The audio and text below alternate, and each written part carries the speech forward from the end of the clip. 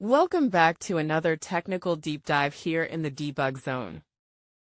Today, we're tackling a big question and breaking it down with insights from other users.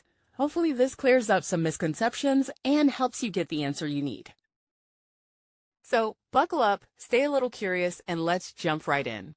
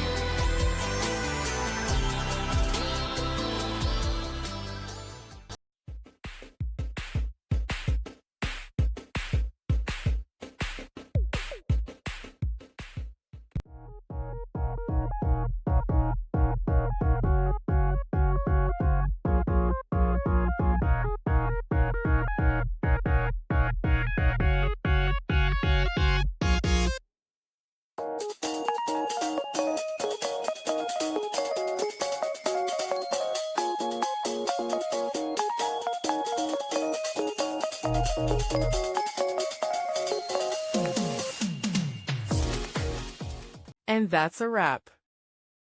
I hope you found the answer you were looking for. If you did, take a second to hit that subscribe button. It really helps out. And let me know in the comments which solution worked best for you. See you next time in the debug zone.